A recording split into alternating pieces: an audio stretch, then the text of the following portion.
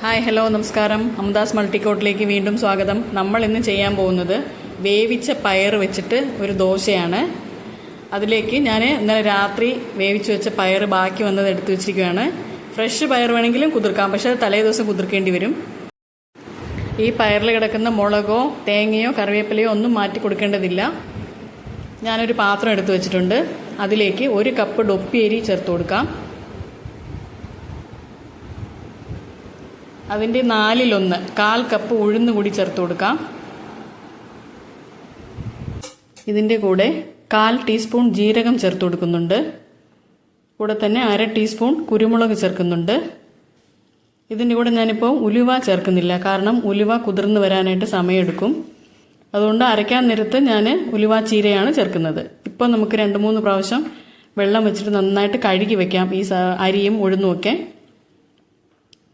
ഒരു 1 മുതൽ 1.5 മണിക്കൂർ വരെ ഇതൊന്ന് കുതിർക്കണം.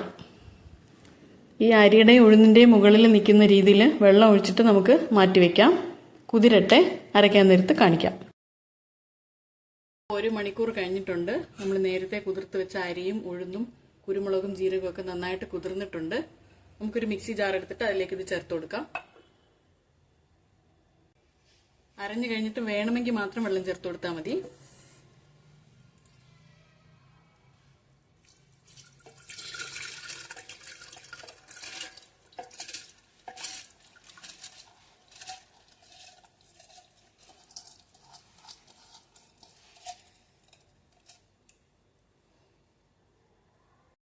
ഈ അരിയുടെയും ഉഴുന്നിന്റെയും കൂടെ കുറച്ച് സാധനങ്ങൾ കൂടി ചേർക്കാനുണ്ട്. ഞാൻ കുറച്ച് കസൂരി മേത്തി എടുത്തു വെച്ചിട്ടുണ്ട്, ഉലുവയില ഉണങ്ങിയത്. നമ്മൾ ഉലുവ പൊടി ചേർക്കുന്നതിനേക്കാളും ബെറ്റർ ഇതാണെന്ന് എനിക്ക് തോന്നിയിട്ടുണ്ട്. അത് കുറച്ച് ചേർത്ത് കൊടുത്തു. ഒരു 1/4 ടീസ്പൂൺ കായപ്പൊടി, 1 വറ്റൽമുളക്, പിന്നെ ഇത്രയും കറിവേപ്പില.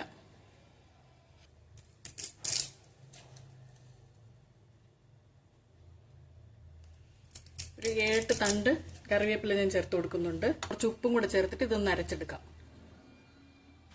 ഒരു 1/2 ടീസ്പൂൺ ഉപ്പ് ഞാനിതിൽ ചേർത്ത് കൊടുക്കുന്നുണ്ട്. അരച്ച് കഴിഞ്ഞിട്ട് നമുക്ക് ഉപ്പ് പോരാന്നുണ്ടെങ്കിൽ വീണ്ടും ചേർത്ത് കൊടുക്കാം. നന്നായിട്ടൊന്ന് അരച്ചെടുത്ത് വരാം.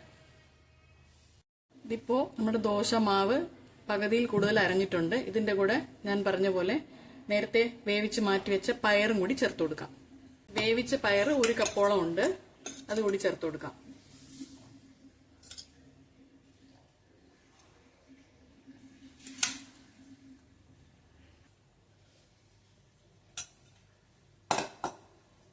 ഇനി ഇതും കൂട്ടിയിട്ട് നന്നായിട്ടൊന്ന് അരച്ചെടുത്തിട്ട് വരാം. മാവ് അരച്ചെടുത്ത് നമ്മൾ വേറൊരു പാത്രത്തിലേക്ക് മാറ്റി കൊടുക്കുന്നുണ്ട്.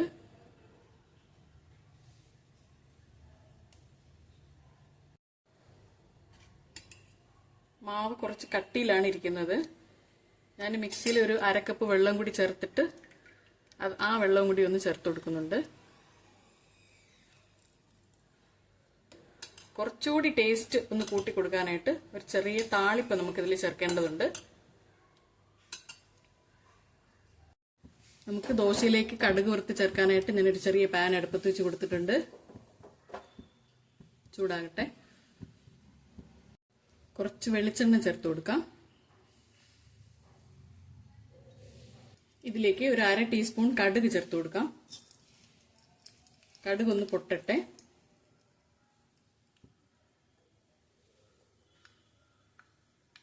കടുക് നന്നായിട്ട് പൊട്ടി തുടങ്ങിയിട്ടുണ്ട്.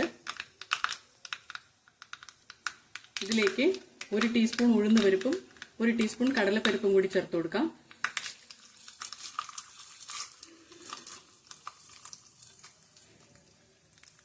പിന്നെ ഇതിലേക്ക് കറിവേപ്പില 2 തണ്ട്, 1 വറ്റൽമുളക് മുറിച്ചത്,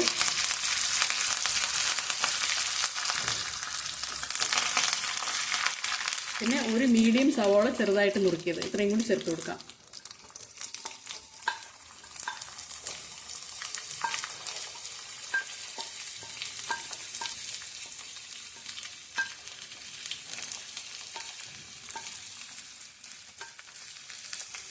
തീ ഹൈയിൽ വെച്ചിട്ട് 1 മിനിറ്റ് നന്നായിട്ടൊന്ന് സോട്ടേ ചെയ്തെടുക്കാം.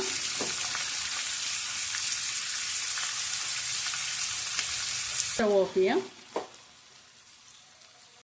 നമ്മൾ അരച്ചു വെച്ച പയർ ദോശയുടെ മാവിന്റെ കൂടെ കടുക് വറുത്ത് ഉള്ളി ചേർത്ത് കൊടുക്കാം.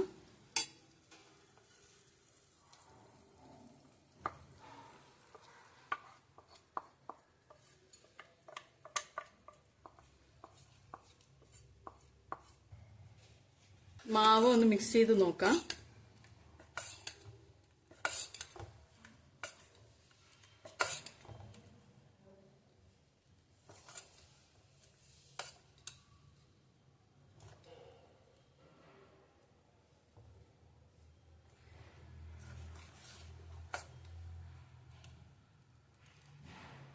ഉപ്പൊക്കെ കറക്റ്റ് ആയിരുന്നു. നമുക്കിനി ഈ മാവ് വെച്ചിട്ട് ദോശ ചുടാം. സ്റ്റവ് ഓൺ ചെയ്ത് കൊടുക്കാം.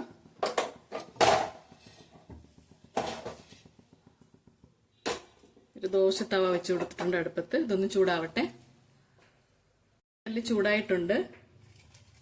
നമുക്ക് അവരവർക്ക് ഇഷ്ടമുള്ള എണ്ണ, നല്ലെണ്ണയാണോ അത് എന്താണ് തേച്ച് കൊടുക്കുക. ഞാൻ കുറച്ച് ബട്ടർ തേച്ച് കൊടുക്കുന്നുണ്ട്.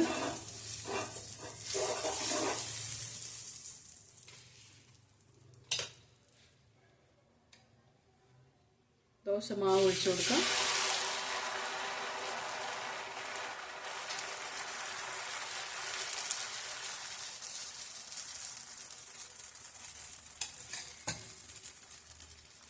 ഒരു വശം വേകട്ടെ. ഒരു വശം നന്നായിട്ട് മൊരിഞ്ഞിട്ടുണ്ട്. ഇതൊന്ന് മറിച്ചിട്ട് കൊടുക്കാം.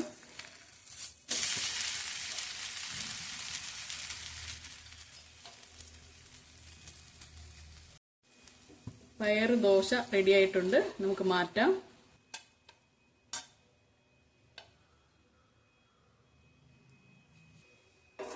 ആവശ്യാനുസരണം വീണ്ടും ദോശ ഒഴിച്ചു കൊടുക്കാം.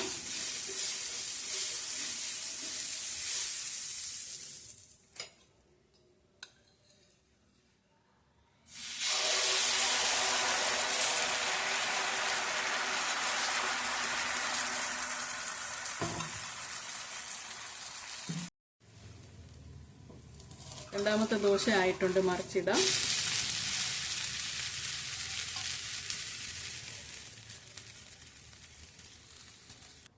അങ്ങനെ നമ്മുടെ നല്ല പയറ് ദോശ റെഡിയായിട്ടുണ്ട്. ഇതിൻ്റെ കൂടെ പച്ചമുളകും തേങ്ങയും കുറച്ച് ഉള്ളിയും കൂടി വെച്ച് ചതച്ചെടുത്ത ചമ്മന്തിയാണ്. നല്ല കോമ്പിനേഷനാണ്. ഇപ്പോൾ പയറ് ഞാൻ എൻ്റെ കയ്യിൽ വേവിച്ചതുണ്ടായിരുന്നതുകൊണ്ടാണ് ചേർത്തത്. അല്ലാന്നുണ്ടെങ്കിൽ പച്ച പയറ് തന്നെ കുതിർത്തിട്ട് അരച്ചെടുത്താലും മതി. അതിലേക്കാകുമ്പോൾ പയർ കുതിർന്ന് കിട്ടാൻ കുറച്ച് സമയം എടുക്കുന്നു മാത്രം. തലേദിവസം ഇടേണ്ടി വരും.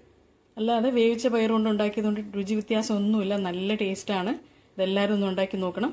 അടുത്ത ഇനിയൊരു പുതിയ വീഡിയോ ആയിട്ട് കാണുന്നവരെ നന്ദി, നമസ്കാരം.